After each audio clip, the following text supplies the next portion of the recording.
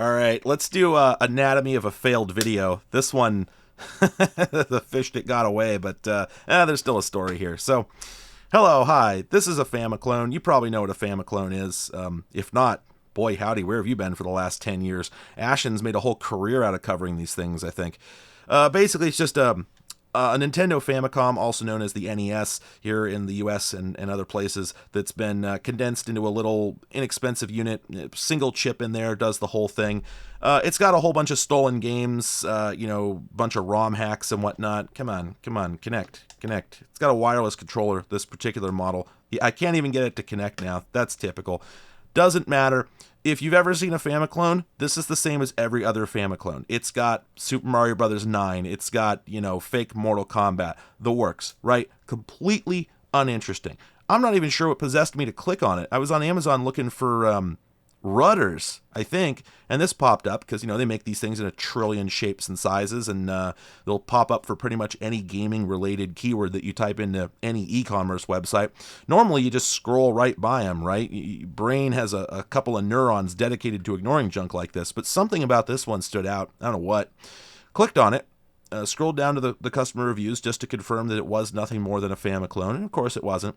And I was about to leave and go back to my search when I noticed there was an unusual number of one-star reviews. I think normally these things have like 4 and 5-star reviews. Most people seem happy with them, or at least, well, I guess it's not surprising that somebody who's not paying enough attention to notice this is obviously not a legitimate product would not be paying close enough attention to notice that it's total crap.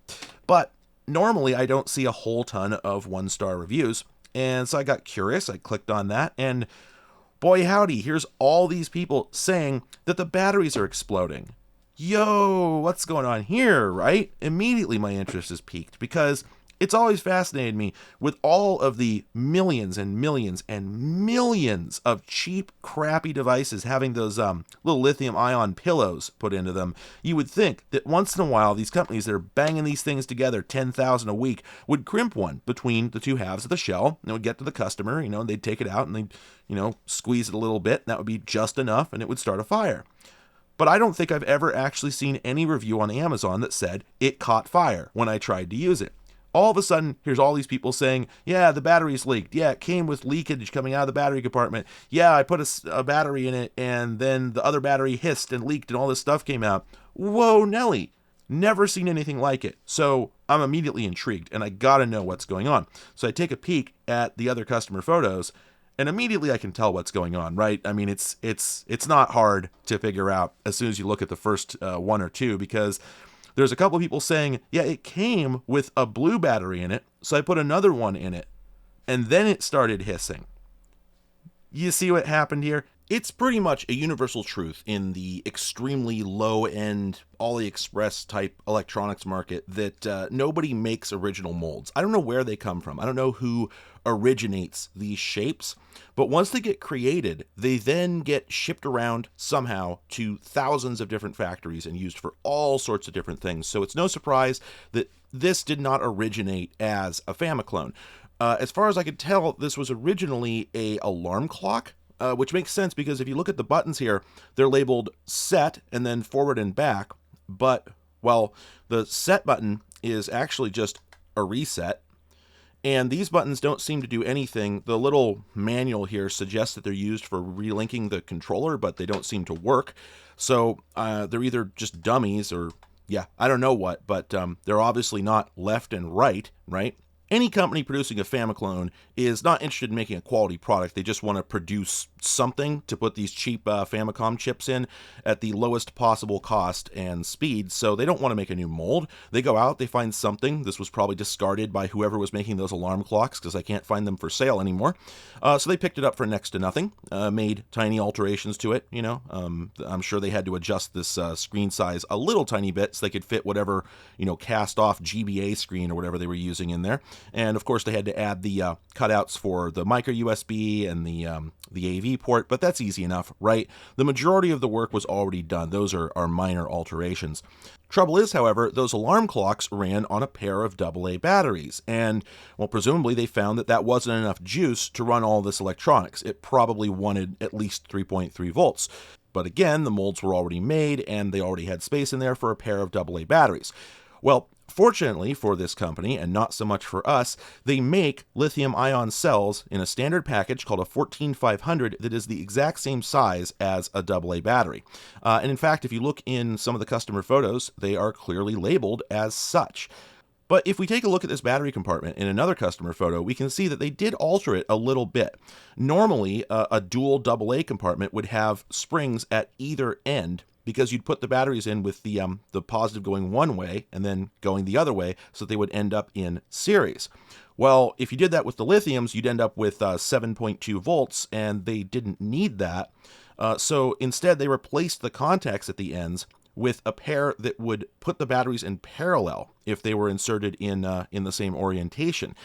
And then probably at some point they realized that they didn't really need that much capacity, right? I mean, these batteries are rated at least 800 milliamp hours, and they didn't need that much for this. It would have cost more for no conceivable benefit. I mean, as long as the thing turns on when you get it home, most customers are not going to notice that it doesn't have a very long battery life. I mean, some did. There are reviews where they say it only holds a charge for like 30 minutes. And if it really is rated at 800 milliamp hours, then I can believe that. The backlight alone on this screen is probably killing a pretty good chunk of that battery life. But whatever, it'll move the product, right? So they may have tried it at first with two batteries in parallel, and then, pulled one, and didn't bother putting anything else in there or changing the mold or anything like that, because, yeah, there's some fly-by-night nobody who doesn't care whether the product is actually good. I mean, here, check out the box. I love this. LCD screen notes.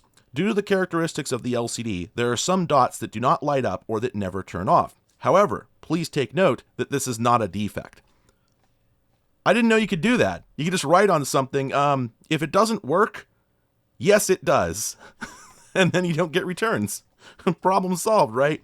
So obviously, this company was not terribly scrupulous. But all the same, boy, howdy, they had to have known what they were inviting, right? Because here's what happens. You get shipped a device, and the first thing you notice when you take it out of the box is that it's got a battery cover on the bottom. You assume there's no batteries in there, right? Who ships a device with batteries in it? So you take the screw out, you open the cover, and you find one cell. Okay, well, no matter how clueless you are, you got to realize you just bought this thing from a company that may have just forgotten to put both batteries in there, right? Probably no significant QA on this crap. So you do what anybody would do. You put the other cell in.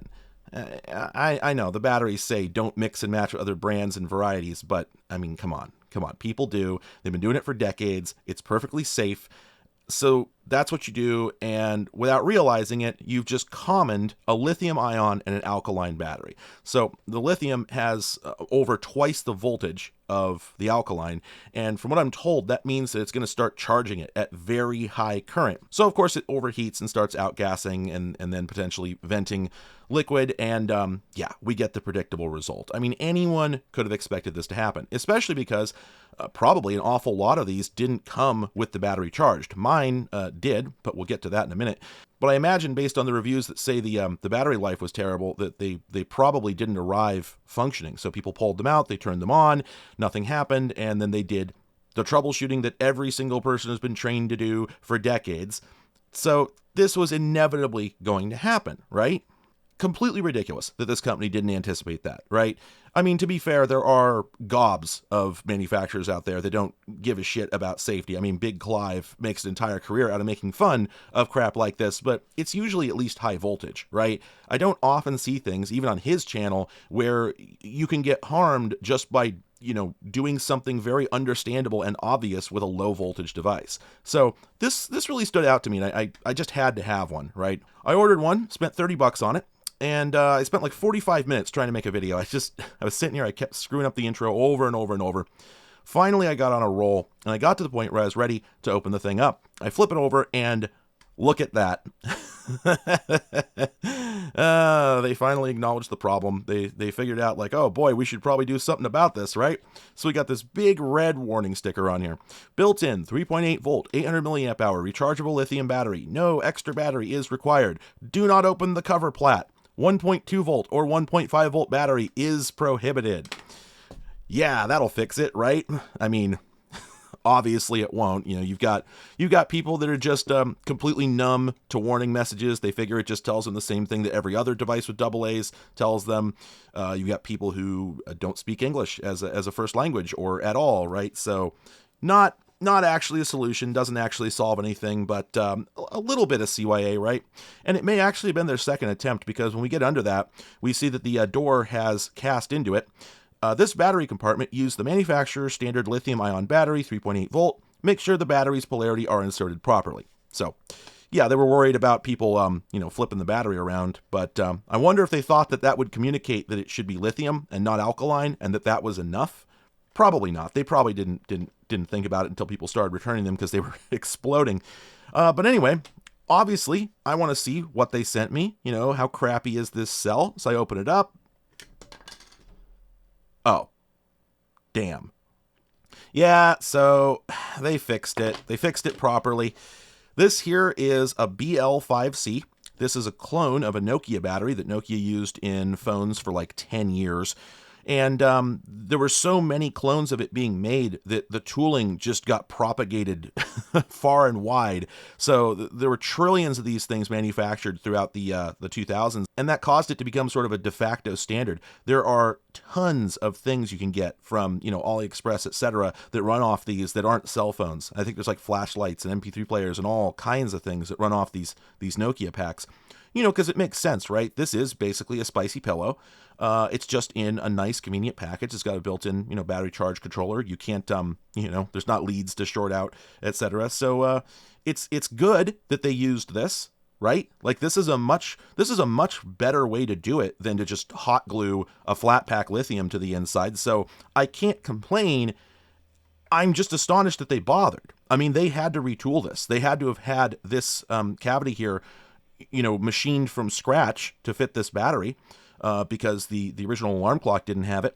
And that's not that hard. But for a company that's willing to just write, if the product doesn't work, yes, it does, on their box, and is willing to ship something that's obviously going to get a whole bunch of people injured in the first place, you'd think that they wouldn't be willing to have this remachined, put the actual connector in there with the gold-plated contacts, and then shell out for one of these batteries.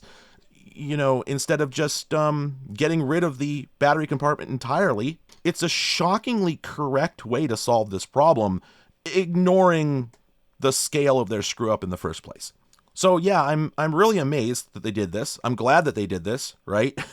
One of these no-name 6-letter companies actually bothering to react to a bunch of reviews saying their device is outright dangerous is something I don't think I've ever seen before. But obviously, it's better than the alternative, except, of course, that I now have a $30 paperweight that I have absolutely no interest in. I mean, do these people even think of the YouTubers before they improve their product? How am I supposed to make a career out of reacting angrily to things if they actually get fixed? I mean, come on.